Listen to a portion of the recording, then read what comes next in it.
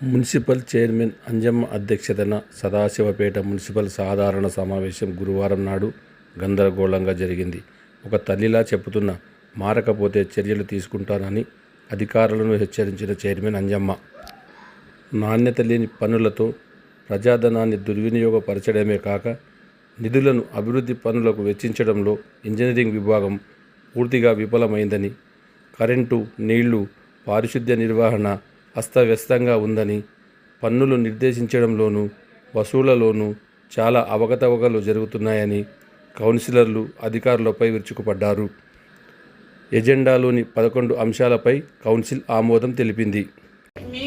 మీరు ఉద్యోగం చేస్తున్నారు కాబట్టి మీరు కొడుకు లాంటి వాళ్ళు, నేను తల్లిలాగా కూడా చెప్తున్నా ప్రేమతోటి, మీరు తప్పు చేయకండి, తప్పుగా నడవకండి. ఒకటి, మీరు మాకు సహకరించండి.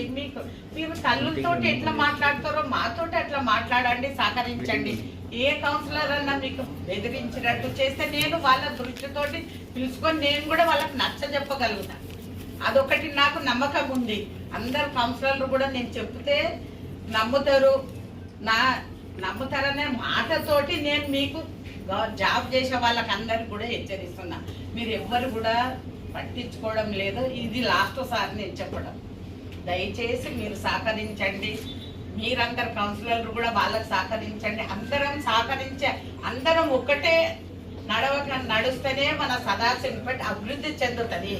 సదాశివపేట అభివృద్ధి చేద్దామన్న ఆలోచన అందరికి ఉండి మీరు నడవండి అని దయచేసి చెప్తున్నా. ధన్యవాదాలు. అదే అడుగుతున్నా. 35 వచ్చినాయి, 35 అంటే 35 ఉన్నాయా? డబ్బులు రిలీజ్ అయినా కావాలని చెప్పి వాళ్ళకే తెలియదు. రెసిడెన్షియల్కి వస్తున్నాయా లేకపోతే కమర్షియల్కి వస్తున్నాయా? ఆ కాంప్లెక్స్ మరి కమర్షియల్ టెక్సెస్ ఉన్నాయా లేకపోతే రెసిడెన్షియల్ టెక్సెస్ ఉన్నాయా? మున్సిపల్ షాపులా కమర్షియల్ మరి కాంప్లెక్స్ మున్సిపాలిటీ కాదు, బయట కట్టుకున్నాయి ప్రైవేట్ ప్రాపర్టీస్. అవి రెసిడెన్షియల్ ఉన్నాయా? అవి ఎన్ని ఉన్నాయి కాంప్లెక్స్? దానికి మరి కమర్షియల్ గా టెక్సెస్ ఉన్నాయా లేకపోతే మరి రెసిడెన్షియల్ గా ఉన్నాయా? సమాధానం ఏంటి సార్? కాంప్లెక్స్ ఉన్నాయి, అన్ని కాంప్లెక్స్ ఎంతెంత ఇస్తున్నారు మరి అది ఒకసారి చెప్పాలి సార్. మరి అన్న మాల్యం భార్గవి గతంలో 2023లో 84,704 రూపాయలు అసలు ట్యాక్స్. మరి ఇప్పుడు వచ్చేటకల్లా 50,830. ఎట్లా తగ్గింది? ఏదైనా తగ్గుతుందా పెరుగుతుందా? మరి గతంలో బిల్డింగ్ డిస్మెంటల్ చేసిన పైన కదా. గౌరవ సభ్యులకు నమస్కారం. గతంలో దాన్ని ట్యాక్స్ రివిజన్ చేయడం జరిగింది. చేసిన తర్వాత వాళ్ళు వాడకంలో లేనందుకోసం ఆ ఏజెన్సీ ఆ ఫ్లోర్లో ఏదైతే ఫ్లోర్లో క్యాన్సిల్ చేసుకొని అగ్రిమెంట్ క్యాన్సిల్ చేసుకోవడం జరిగింది. చేసుకున్న తర్వాతనే నువ్వు బిల్డింగ్ కొట్టిరా, వాడకం లేదంటే కట్టినా బిల్డింగ్ అయితే ఎట్లా వాడకం లేదంటే నువ్వు చూసినావా? నువ్వు చూసినా వాడకం లేదన్నప్పుడు డిస్మెంటల్ చేయి. ఎవరు? నువ్వు బిల్డింగ్ డిస్మెంటల్ చేయి. మరి కట్టుకున్నాక నువ్వు ఎట్లా ట్యాక్స్ తక్కువ చేస్తావు? అగ్రిమెంట్ క్యాన్సిల్ అయిన తర్వాత అప్లికేషన్ కూడా అప్లికేషన్ కమిషనర్ గారి పరిశీలించిన తర్వాత దానికి రివైజ్ చేయడం జరిగింది. చెప్తున్నా మంచిగా చెప్తున్నా, ఏంటి మళ్ళీసారి చెప్తున్నా, నువ్వు ఇష్టం చేసినావు బేకార్ అయితే చెప్తున్నా. ఏమి ఇష్టం నచ్చినట్టు ఇష్టం చేస్తున్నావు ట్యాక్సులు. మరి మీరు తెస్తే ఫ్యామిలీ మెంబర్ ఏం లేకుంటే చేయమంటారా? అటువంటివి చేసినా ఎవరైనా చేయలే. మరి ఇట్లా చేసినావు ఇది ఏది చేసిన ఇంకా వేరే లేవా? తీసుకురావాలా? తీసుకోరా, జనులు ఉంటేనే చేసి. నేను చెప్తున్నా, ఈయన ఇష్టం ఉన్నట్టు చేస్తే మాత్రం మంచిగా ఉండదు. స్కూళ్ళు 15 నుంచి 20 స్కూళ్ళు ఉన్నాయి సార్. ఎవరు నీ గురించి పర్మిషన్స్ ఉన్నాయి, కొన్ని పర్మిషన్స్ లేకుండా ఉన్నాయి. ఆ స్కూళ్ళు కూడా కమర్షియల్ గా కొనసాగుతలేదు సార్. మరి మన మున్సిపాలిటీకి వచ్చే ఆదాయం అయితే పోతుంది కదా సార్. దాన్ని రెసిడెన్షియల్ గానే వాడుతున్నారు. మరి కమర్షియల్ గా చేసి మనం ట్యాక్స్ అయితే పెంచుకోవచ్చు కదా. మనం వనరులు పెంచుకుంటే రేపటికి మన మున్సిపాలిటీకి డెవలప్మెంట్ గురించి పనికిస్తాయి కదా సార్. అది सचिव भाई, वार्ड ऑफिसर्स और एरिया के बिल कलेक्टर रिपोर्ट्स लिख के नहीं दे रहे. आजमाइश किसका है? आपका है, उनका है? मैं मेमो दिया, जवाबदारी नहीं है वो लोग दे दिया. వాళ్ళు జవాబదారి కాదు, వాళ్ళు తప్పు చేసిన జవాబదారి కాదు. आरआई टू भी शोकास दिया, मेमो दिया रिपोर्ट्स के बारे में. ఇప్పుడు నష్టం ఎవరు అవుతున్నారు? నష్టపోయేది ఎవరు? వాళ్ళ మీరా? జీతాలు తీసుకుంటారు కదా సార్. జీతాలు తీసుకుంటారు, రేపు జీతాలు ఇవ్వని పరిస్థితి. మొన్న 4 రోజులు ఎంప్లాయీస్ ఆడ మన ధర్నా చేసారు మీరే కదా. దానికి జవాబు చెప్పి ఏదో డబ్బులు కట్టేసి మళ్ళీ వచ్చి మేము కూడా వచ్చి నిలబడ్డాం. ఆ రోజు వాళ్ళు 8-9 గంటలకు వెళ్ళిర్రు పనిలోకి. 4 రోజులు వాళ్ళు స్ట్రైక్ చేశారు. దానికి ఎవరు బాధ్యులు? ఒకవేళ మన అమౌంట్ మన రెవెన్యూ పెరిగితే మనం వాళ్ళకి ఈ పరిస్థితి మనకి రాదు కదా. మనం రెవెన్యూ పెంచుకోవాలి. ఇప్పుడు మాట్లాడి సార్ 100% ఈసారి సార్ మాట్లాడి ఇప్పుడు కమిషనర్ గారు మనం రెవెన్యూ పెంచుకోవాలి. ఏ విధంగా పెంచుకోవాలి? राजस्व रेवेन्यू को अपन यूज नहीं कर ले सक रहे, उसका कौन जवाब देना? कौन देना जवाब? राजस्व रेवेन्यू को हम उसको 36 सुराखा मार के रेवेन्यू को जो खराब कर दे रहे. भाई 50-50 रिवीजन के टैक्स बढ़ाने का फाइल लाए तो आगे मूवमेंट नहीं होता. हम नहीं करेंगे, हम उसका हमारी बात करो. आप पुरानी बात मत करो, हमारी बात करो. जी आप हमारी बात करो.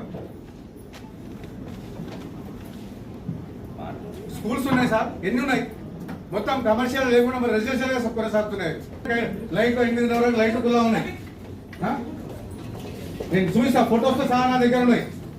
ఇప్పుడు ఎక్స్టెండ్ చేసిండ్రు అంటుంది సార్ శానిటేషన్ కానీ ప్రతి డిపార్ట్మెంట్. మరి అంతే వర్కర్లను పెట్టినరా లేకపోతే వర్కర్స్ ఏమైనా ఎక్స్టెండ్ చేసిండ్రా? సిన్స్ 2 months సార్ నేను చెప్పిన ప్రాబ్లమే repeatedly I'm saying the same problem, I'm facing the same problem. వాళ్ళంటే మాకు వర్కర్స్ లేరంటారు. ప్రాబ్లం మటుకు ఇవాళ నేను ప్రాబ్లం చెప్తే 4 days వరకు ప్రాబ్లం సాల్వ్ అయితలేదు. మరి దానికి సొల్యూషన్ ఎట్లా సార్? అది ఇప్పుడు వర్కర్స్ అడుగుతానేమో మాకు శాలరీస్ రావట్లేదు అయినా మేము చేస్తున్నామని చెప్తున్నాం. ఇవాళ ఆటో డ్రైవర్ లేరని చెప్పేసి మా దానికి ఆటో చెత్త తీసుకెళ్లే ఆటో రాలేదు సార్ మాకు. कितना ड्रिल करना है, कितना ड्रिल करा रहे और केसिंग कितनी डालना और मोटर कौन सा यूज कर रहे, स्टार्टर कौन सा यूज कर रहे, वो पूरे डिटेल्स ले रहे साहब. अपन कंट्रैक्टर से डाल रहे और गवर्नमेंट के बोर को 2 लाख रुपए लगा रहे हैं, हमारे बोर को 2 लाख भी खर्चा नहीं आ रहा. और ordinary casing, ordinary iron motor CRI का नहीं आता. तो क्वालिटी का काम लेके 80 फीट केसिंग डालो, बाद में मोटर जाम होता बोले नहीं सुन के 60 डाले साहब. మీరు ఒకసారి నాకు చెప్పాల్సింది, నేను చేపిస్తున్నాను. అయితే సార్ నేను ఎవరైతే ఉంటారో వాళ్ళకి చెప్పినా చెప్పిపోయినా నేను వచ్చినాక అడిగితే 63 వేసిన కేసింగ్ అంటున్నారు. అది కూడా సార్ కేసింగ్ ఏ క్వాలిటీ ఉన్నది, ఏ కంపెనీ ఉన్నది, మనం పని మంచిగా చేస్తలేదు సార్. తర్వాత మాకు ఇబ్బంది ఏమవుతుంది, వాటర్ వస్తలేదు, మోటార్ జామ్ అయింది, తీయండి వేయండి. ఇప్పుడు మనం 4 years బిఫోర్ PSR లో ఒక బోర్ వేసినాం సార్. ఇప్పుడు ఆ బోర్ జామ్ అయిపోయింది, దాన్ని తీసేయండి, లేకపోతే వేస్తే కొత్త బోర్ వేయండి, లేకపోతే దాన్ని క్లాప్ చేసేయండి సార్. ఇప్పుడు నాకు ఈ బోర్లో డౌట్ ఉన్నది సార్. నాకు ఈ పనులు సరిగ్గా కాలేవు సార్. బోరి కొన్ని జగాల 200 వేసినారు అంతే, 200 వాడేసో కంటే ఎక్కువ వేయలేరు. 60 ఫీట్ల కేసింగ్ వేస్తున్నారు సార్. తర్వాత అవి జామ్ అయిపోతాయి, మళ్ళీ ఇబ్బంది మాకు సార్. అది పబ్లిక్ మాకు ఫోన్ చేస్తారు, ఇది రిపేర్ చేపియండి, రిపేర్ చేపియండి. వేసేటప్పుడే మనం జర మంచిగా చేసుకుంటే పని మనకి ప్రాబ్లం ఉండదు కదా సార్. ఏరియాని బట్టి సార్, ఏరియాని బట్టి అక్కడ ఉన్న కింద సాయిల్ ని బట్టి కేసింగ్ డెప్త్ అనేది వేరీ అవుతూ ఉంటుంది సార్. అండ్ డ్రిల్లింగ్ కూడా అంతే సార్. ఇప్పుడు म्युनिसिपल देखा एरिया हुए, जब घर को बोल रहा मैं डाल ले रहा हूँ तो कंपलसरी 300 मार रहा हूँ मैं ड्रिल. जब वो कोई भी नहीं बोल रहा नहीं डालना इसमें 200 लगता बोल के.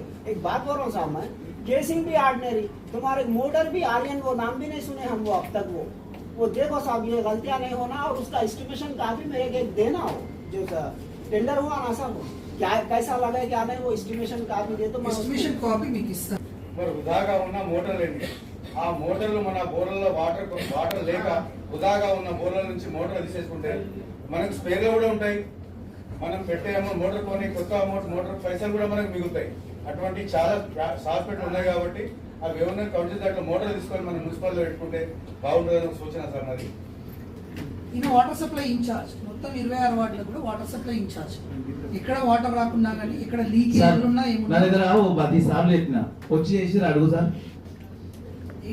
నీళ్ళు రాకొచ్చినాయని పైపులో నీళ్ళు రాకొచ్చిన నల్ల రాక గత సంవత్సరం వచ్చి ఒక 10-15 నీళ్ళు ఏం చేసినావు పరందా, ఏం చేసినావు అట్లా వస్తున్నాయా?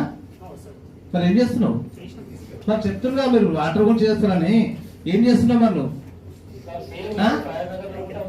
సార్ 2 సార్లు దోపించిన అది వచ్చి మళ్ళీ దూరం అంటే రేపు పొద్దున వస్తున్నా రేపు పొద్దున వస్తున్నా మీద ఉన్నారు వాళ్ళు. ఏమంటే వర్కర్లు లేదంటే ఎంతమంది ఉన్నారు వర్కర్లు? పని చేయకపోతే నాకు చెప్పండి. చెప్తున్నారు కదా ఇప్పుడు చెప్పావు కదా వస్తారు అంటే డిలే ఉంటే నాకు అప్పుడే పబ్లిక్ మమ్మల్ని సతాయిస్తున్నా 10 సార్లు చెప్పినా ఏం చేస్తున్నారు? చిన్న చిన్న నల్లలే చేయకపోతే ఇంకేం చేస్తారు మీరు? అంటే ఈ ప్రాబ్లం ఏంది మళ్ళీ ఒకసారి చెప్పండి. మనము మిషన్ బ్యాగ్ ఇచ్చిన నుంచి నల్లలా నీళ్ళే రాలేదు, అది మీకు మళ్ళా రాలేదు. మీరు ఇంతకుముందు డిస్కస్ చేసినప్పుడు కూడా చెప్పాం, ఇది అది టేలెంట్ పాయింట్ ఉంది, అక్కడ వాటర్ ప్రెషర్ రాదు అని. లైన్ వేరే కలుపుకున్నాను ఆల్రెడీ. ఇక్కడ లైన్ బసవన్ లైన్ కలుపుకున్నాను నేను ఆల్రెడీ. అదన్న కలిపి మరి ఎన్ని రోజులు బాధపడాలి? రాచే ట్యాంక్ నుంచి ఉంది, అది కూడా కాదు. దాని నుంచి కూడా ఆల్రెడీ ఎక్కువ బ్రాంచెస్ ఉన్నాయి. దాని నుంచి కలిపితే కూడా వాటర్ రావు. మరి ఎట్లా మరి నల్ల బిల్లు తీసుకోరా? మరి